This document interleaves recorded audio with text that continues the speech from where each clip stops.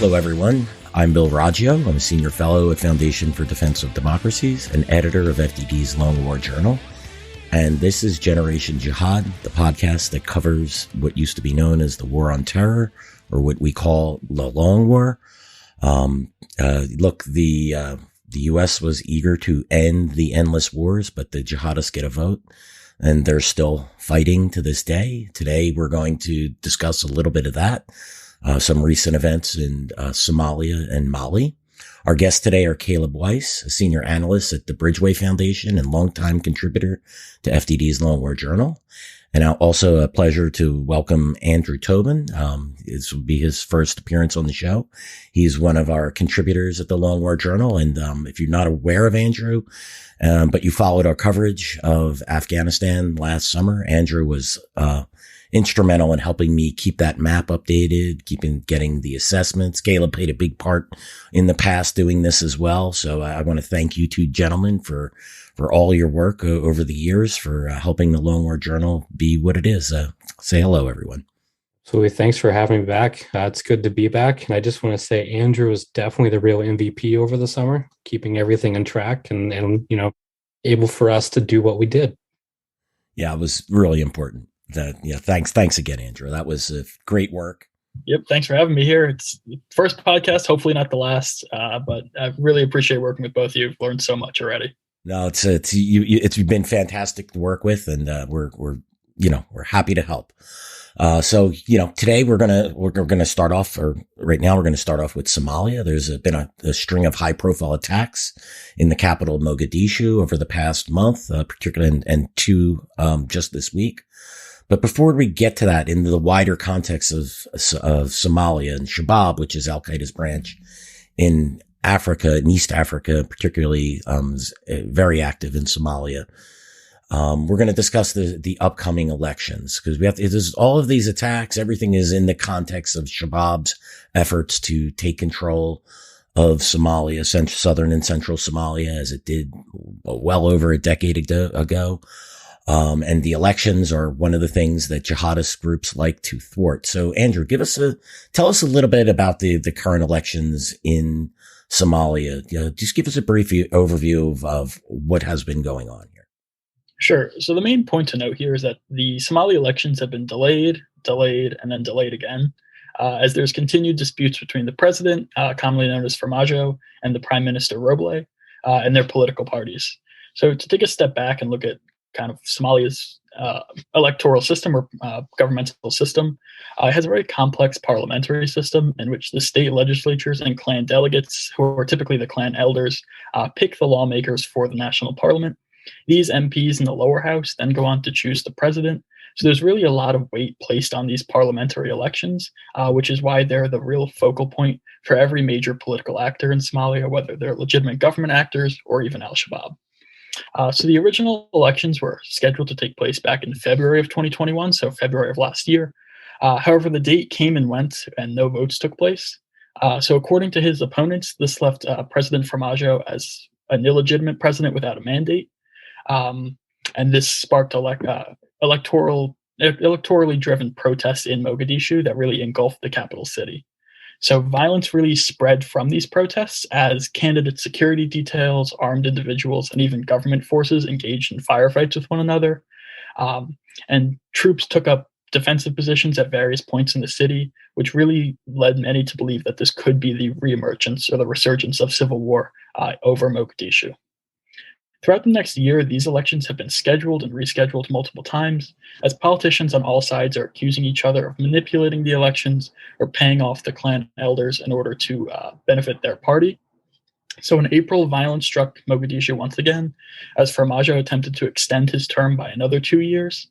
And then these electoral disputes came to a head once again in December, as Farmajo attempted to suspend the Prime Minister Roble over corruption allegations.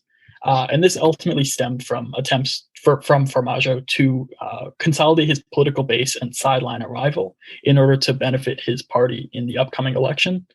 However, Roble rejected these attempts and declared Farmajo illegitimate. So at this point, both the two main political actors are deeming each other to be illegitimate. And again, in December, this led troops aligned with either politician to mobilize and take up defensive positions, which once again led to this fear of conflicts stemming. And the most problematic aspect of this, at least from a counterterrorism perspective or counterinsurgency perspective, is that these troops are being pulled from the fight against al-Shabaab to their political loyalties. So they're really being used in this kind of illegitimate system that really erodes the fight against al-Shabaab. And then just to look at where things stand today, as of yesterday, it looked like 246 of the 275 lower house seats have been filled. So this is about 90%, excuse me. This is according to the Electoral Commission in Somalia. The majority of those seats remaining to be filled are in Hirshabelle, which is Haran and Middle Shabelle, the federal state, as well as Jubaland. And then these elections are set to conclude at the end of the month, so March 31st. But there's really a lot of question about whether this deadline will come and go as the others have, especially as we witnessed attacks in the past couple days that threaten to delay the elections further. Do we have any indication that who is on top at this point in the count for the presidency? At this point, I do not. I'm not sure if there's a really clear estimate of who's going to come out on top. I can almost guarantee that Roggio will not be that actor, but in terms of which candidate, I cannot say. So do we think that there's any chance of, will the elections be viewed as legitimate depending on what the outcome is of this? Do we think that we experienced a very similar thing in Afghanistan, by the way, with, between Abdullah and oh, geez, man, it's been so long. I forget the name of the last president of Afghanistan. And this, created a situation, a constant tension between Ghani and Abdullah and the political parties. Do we think that this will just carry over? Or, I mean, I realize it's difficult to predict these things, but, this is sort of a constant theme that we've seen in these countries racked with war, that when we try to hold democratic elections and build a democratic government, that these tribal and clan rivalries often take primacy. They become more important to the local actors than fighting against the groups that are just trying to kill them and overthrow the government in general. Yeah, so my estimate, we'll probably see the continuation of these conflicts through, even past the election. I think various clans don't deem each other as legitimate already. So I think that the ongoing disputes and allegations of various actors paying off clan elders or gerrymandering, so to speak, will just continue fueling this instability and this lack of faith or legitimacy of the federal government. So in this environment, just over this past week, we had two major attacks, one on the 22nd and one on the 23rd. Andrew, give us a little background. What happened? There's always a lot of claims from the government will say it repelled the attack. Shabaab says it was successful. What happened in both of these attacks? Sure. So just to start off with the attack on the 22nd, so this was a relatively small assault against the main international hub in Mogadishu, what's known as Halane military base, which is right next to Mogadishu's international airport. This base houses the U.S. Embassy, the AMISOM and AU headquarters in Mogadishu, the UN assistance mission to Somalia, and the majority of diplomats in Mogadishu. So this is really an important international hub. From a very tactical perspective, or looking at what happened in the attack, what we really saw was only two Shabaab gunmen disguise themselves as airport workers or base employees and attempt to breach the military base. They used small arms and hand grenades to kill what's believed to be 6 security forces. I don't believe they've updated that figure in the past 24 hours, but 6 security forces and injure an additional 3. They also used mortars from the outside to damage AMISOM buildings, including their headquarters. But both gunmen were killed by security forces within the base. In their official statement, Shabaab claimed that they killed 4 senior Western officials and 13 African crusaders, which is their word for AMISOM trainers or troops. They claim to have set fire to parts of the complex as well, and pictures of the event look like there was smoke billowing, but that's likely just from a gas canister that was struck, but not actually fire set. Shabaab claims that this attack was designed to expel the disbelievers from the Muslim land and liberate Somalia from the crusaders, typical jihadist language in there. But really, the attack wasn't a huge strategic success. It didn't really accomplish a whole lot in terms of what the attack showed, except for showing that the most secure place in Mogadishu, this base, was vulnerable to some degree of attack. It wasn't a major attack, and there wasn't major casualties sustained from AMISOM forces or from the federal government there, but it did demonstrate that they have the ability to attack that. Looking at the second of these attacks, so this is the 23rd, we saw Shabaab conduct dual suicide bombings in Beledweyne. So to run through what happened here, the first bombing was a suicide bombing within the Lama Galay military base in Beledweyne.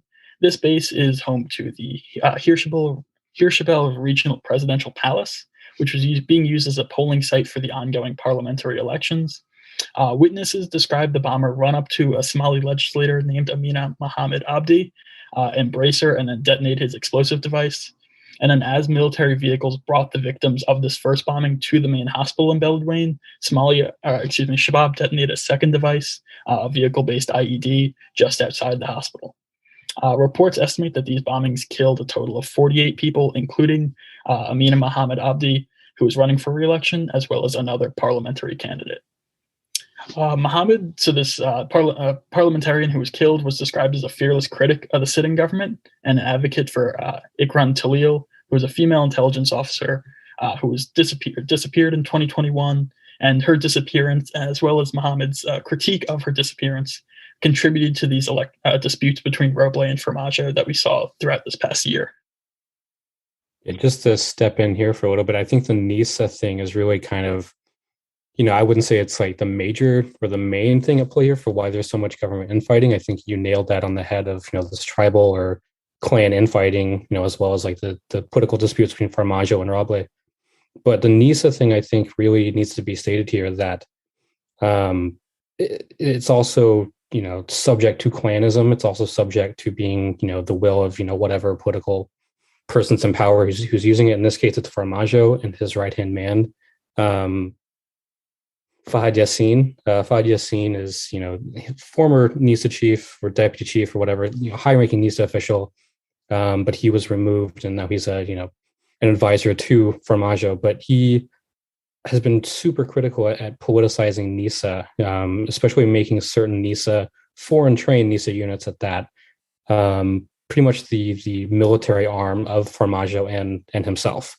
So a lot of these units have been involved in, inter-clan fighting or, clashes with rival government forces that are loyal to another government official. So NISA, this whole thing with the disappearing, female intelligence officer is rolled into this whole political, turmoil of not only is NISA politicized thanks to Fahad Yassin and Formaggio and others, is you have this female officer go missing, they blamed it on Shabaab. Formaggio and Fahad Yassin, they probably had something to do with it. It's not confirmed, but that's what they've been alleged to have had something to do with it, and tried to cover it up by saying it was Shabaab who assassinated her. But it's this background is what has caused the whole infighting revolving around NISA that goes into the wider political infighting that Andrew eloquently described earlier. Yeah, so there has been a series of attacks in Somalia, particularly over the last several months. Attacks against elections, government officials, military, not just the last several months, but several years. Caleb, can you put these attacks in a wider context here? Tell us, what is Shabaab's strategy? How strong are they? Or how able are they to actually oppose the Somali government inside of Mogadishu and the surrounding areas? So I like to conceptualize this like, traditional IR diplomacy of, hard power and soft power.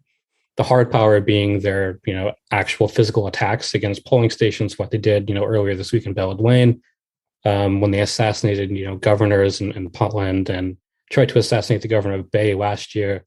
Those are hard power attacks that they're designed to physically disrupt the elections. And I think, last month they did that coordinated assault across Mogadishu that was, designed to help disrupt the elections. So while they're doing this hard power, which I don't know if it's really had that much of an effect on the elections are still ongoing. The elections will still be ongoing, but it's certainly a reminder that they're not safe, that they will try to disrupt those. But while they're doing the hard power, they're also doing these soft power approaches, which to me, I think is more dangerous or more, insidious in the long term.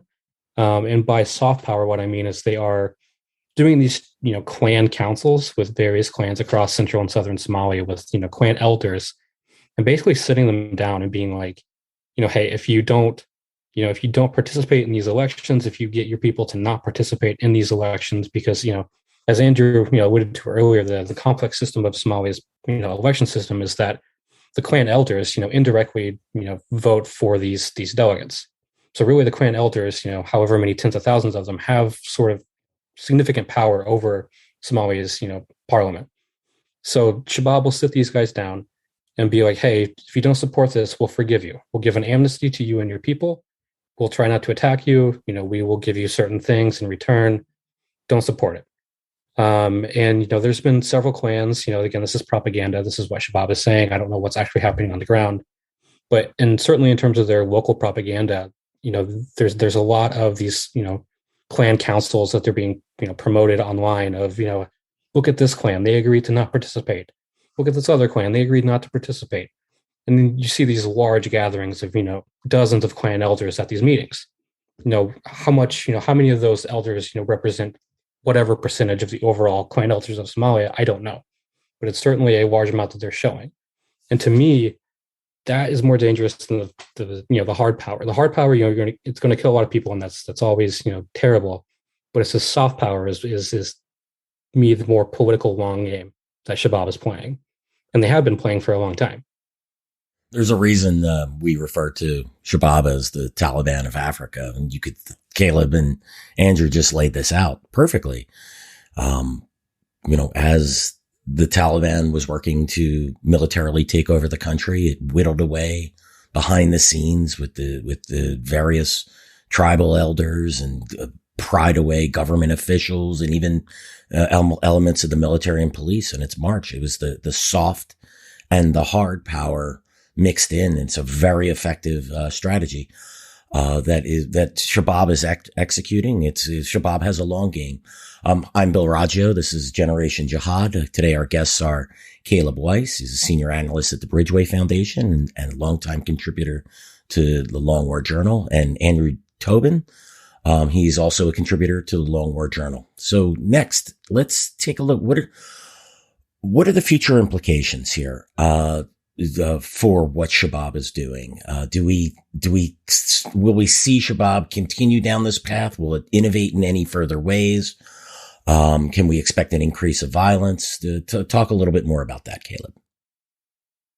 I think an increase in violence is probably likely. And by increase in violence, I mean further attacks on election sites or anything regarding elections. They've made it very clear that they're, directly going after MPs, they're going after members of government, they're going after, anyone involved in the whole election process or government. Even during last month's, coordinated assault across Mogadishu, one of the attacks was on the personal residence of a Somali politician. And of course, as Andrew mentioned earlier, the suicide bombing a couple of days ago, I mean, the suicide bomber literally went up and grabbed that MP and killed her. So I think that is probably going to happen more in the future, especially, if these elections keep getting delayed. That just feeds into Shabaab's propaganda that, these elections are flawed. They don't follow the religion of Allah. That's why they're failing, and you can't secure them. And we're showing you that you can't secure them. So at least from a propagandist, message, or at least, the terms of winning the hearts and minds, that's what I would do if I were Shabaab. And I hate to, put it in that context, but think about if you were in their shoes and you're trying to establish this, Islamic State in Somalia, best thing to do is show that the elections are flawed and they can't be secured. So you continue attacks on it. And I really think, we'll see more of that as the weeks go by, especially if elections get delayed again. And Shabaab has shown, an incredible propensity to use suicide bombings for assassinations. And I think that will continue, in addition to their normal suicide bombing operations on military camps and other things, but especially for assassinations.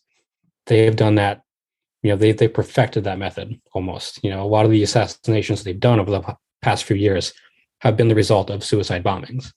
And there's a lot of talk of, DOD, especially AFRICOM, talking about wanting troops back in Somalia. Of course, troops left under the Trump administration. they're still in the region, especially in Kenya, and they do, presumably intelligence or anything else in Somalia, but not physically in Somalia. So AFRICOM and DoD is wanting troops back into Somalia, but I'm not sure if that's actually going to happen. I've not seen any indication that it will happen. Now, there's been, one or two drone strikes this year. I think one, maybe two, under the Biden administration. One confirmed. Yeah. Another one potential. Yeah. So, I mean, that to me seems more likely as you see, the Biden administration doing more drone strikes in Somalia than what they have been doing, than actually sending troops back in. But, who knows? But I think it was an AFRICOM general who stated, earlier this month or last month that Shabaab is surging, and that's certainly true. What the U.S. does or what the U.S. can even do to stop that at this point, I don't know. But it's certainly not a good future for the state of security for Somalia. We recently had I can't recall who it was, but I know a senior U.S. general had said that U.S. visibility in Somalia has been decreasing just as well as it was in Afghanistan. So, it's that those 700 troops that President Trump withdrew, in this effort to end the endless wars, I think we've seen is, we've gained, or Shabaab has regained the initiative.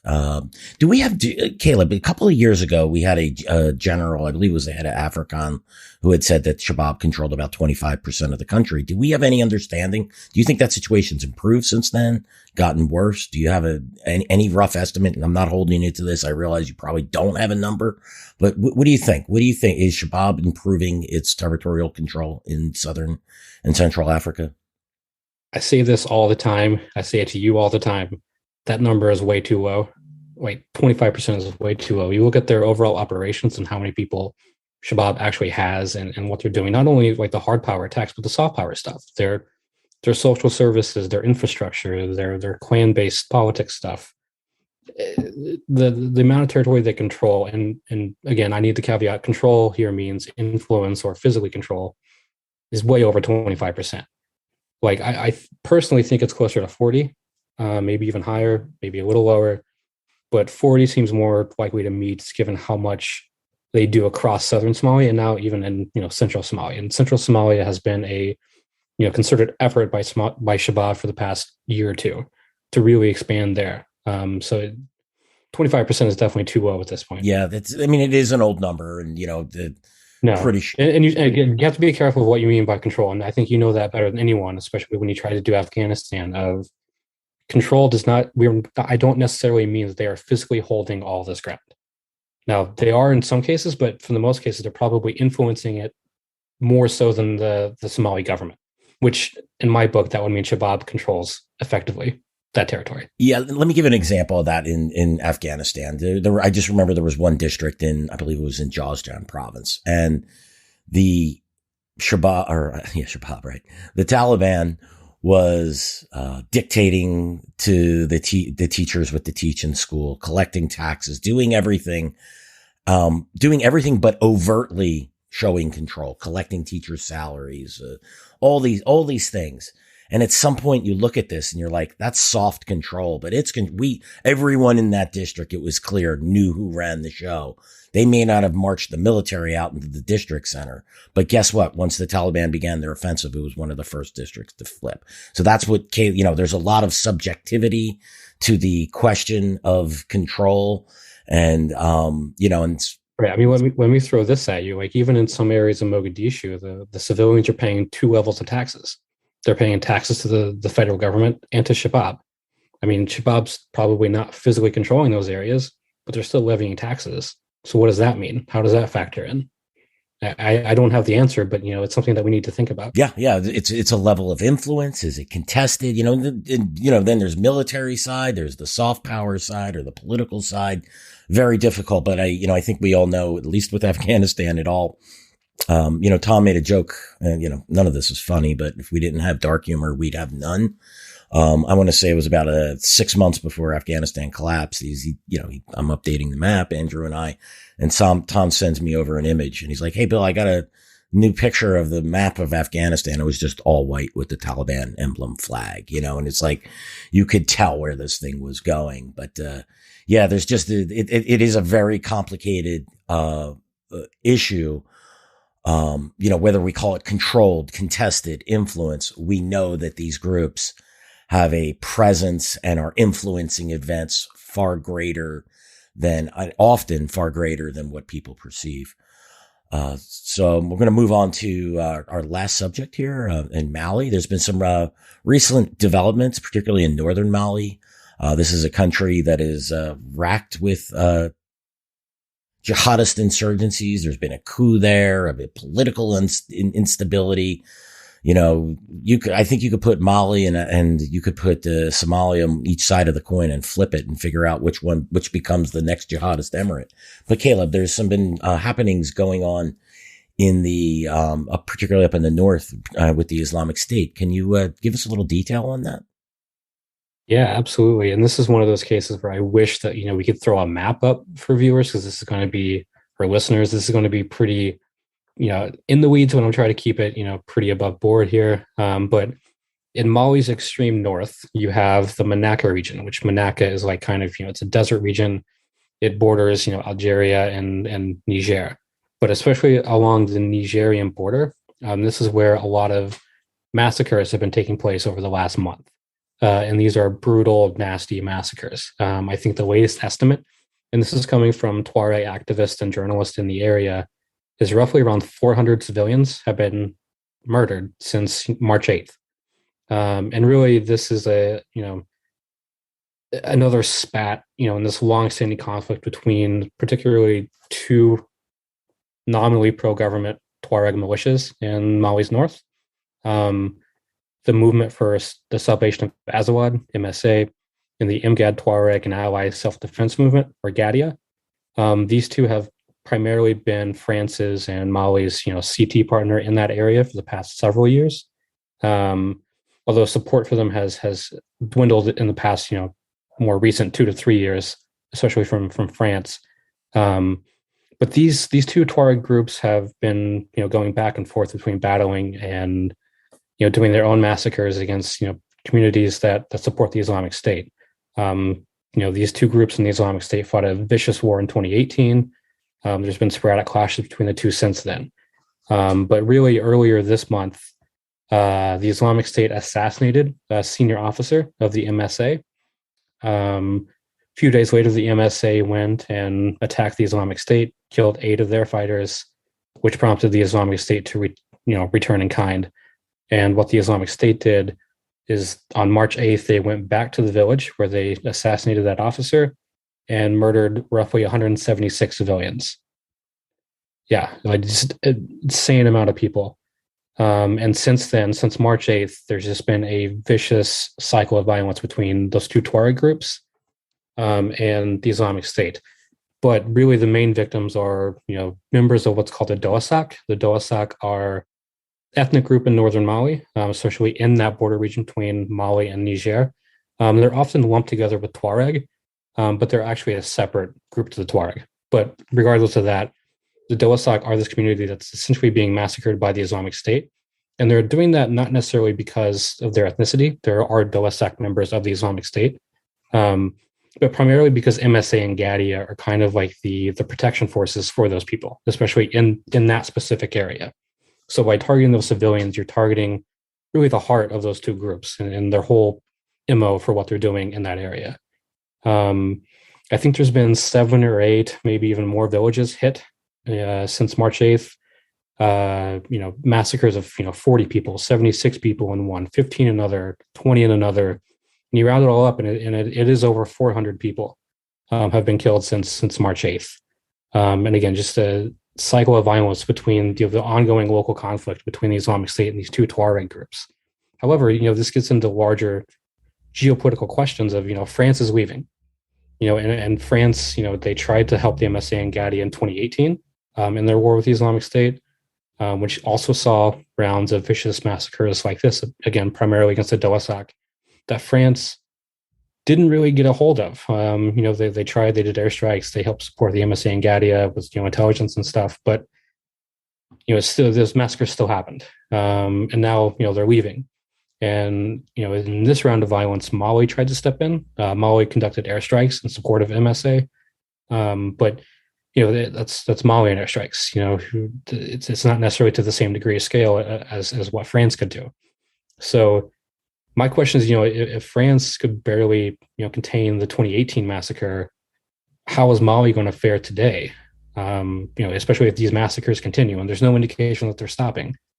So this is really the question that we all need to ask. Of France is leaving, their European allies are leaving.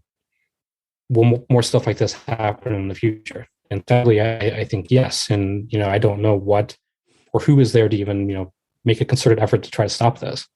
Yeah, Caleb, it's an excellent point. There's just implications of staying, and there's implications for leaving. And I think this is what we're witnessing right now in northern Mali. And I similar thoughts when you're talking about the French. I think of the U.S. withdrawal from Somalia, the U.S. withdrawal, or once the U.S. began drawing down in Afghanistan. It's been clear these governments were struggling with U.S. or with Western help. It's unrealistic to think they could manage these situations without a Western or a foreign presence. So I think it. And just to tie things back to Somalia really quickly, we're also seeing the African Union mission in Somalia withdrawing within the end of the month. So they're transitioning now from AMISOM, which is primarily combat mission, to ATMIS, which is going to be mostly just training Somali combat forces. But they're essentially pulling 22,000 combat troops out of Somalia and replacing them with significantly less trainers in order to help the Somali military. So we're likely to see almost the same. Yeah, that's an excellent point, Andrew. I'm glad you brought that up. I mean, and one of the reasons why I started that map on Afghanistan was when the U.S. began the transition from being the active, for active security in Afghanistan to taking a supporting role or to train, advise, and assist mission. That sounds a lot like what's happening with the African Union or AMISOM in Somalia. And things it was a slow degrade, but it began degrading slowly. And that's why I tracked that. And I think that's something that we're all looking at closely in Somalia. So great point, Andrew. Caleb, do you have anything to add to that, or? Not necessarily to Somalia. I just think in Mali, I just need to emphasize enough that literally 400 people have been killed in less than a month, and it's barely registering in any Western press. And that bothers me like nothing else. So I'm glad that we're taking the time to talk about it. And hopefully more people wake up to what's actually happening, because it's absurd that this is happening and no one's even talking about it. Yeah, the Ukraine situation, and understandably so, but not rightly so, has been sucking a lot of the oxygen up. And, I am glad as well that we're taking the time to address these, this is a massacre by any stretch that should be front page news. And it's, we're probably the only people on the planet outside of, locals in Africa, who are discussing this. And it really is a shame. It deserves more. If you look on Twitter, it's pretty much just like the Tuareg activists who are, reporting on this and sharing images and sharing video, like screaming into the void of, look what's happening to us. Look what's happening to the Doasak. And then unfortunately, the engagement is not there, and it should be. It's, some of this is moving on to the next crisis, like, right? Hey, we're ending our endless wars. So nothing's happened, right? Let's go on and support Ukraine. Well, guess what? The last people you were supporting are still there, and they're still suffering under the hands of oppressive people, of violent, evil people, in my opinion. The jihadists are, what the Islamic State's doing is, we've seen this across multiple theaters.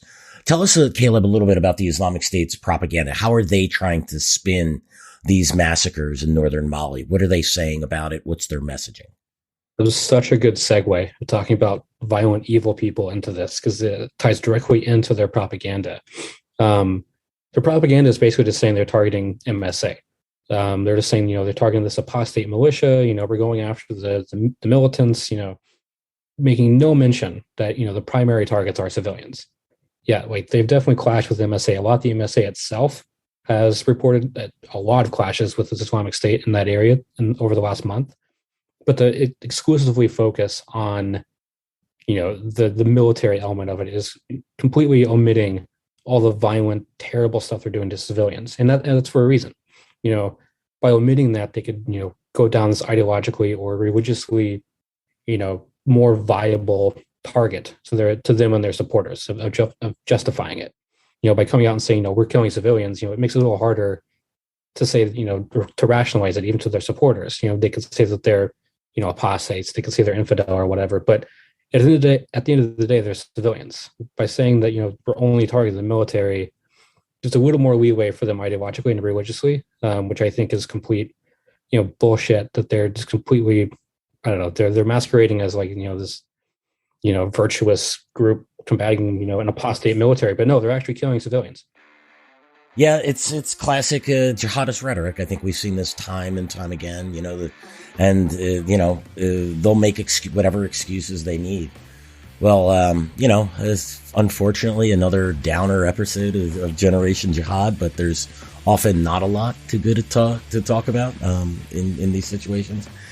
Caleb, Andrew, it's been a pleasure to have you on and to discuss the ongoing situations in Mali and in Somalia. Thank you very much for joining us, and thanks everyone for listening to today's episode of Generation Jihad. Just a reminder, you could find us on Apple, YouTube, Spotify, and anywhere else you listen to podcasts.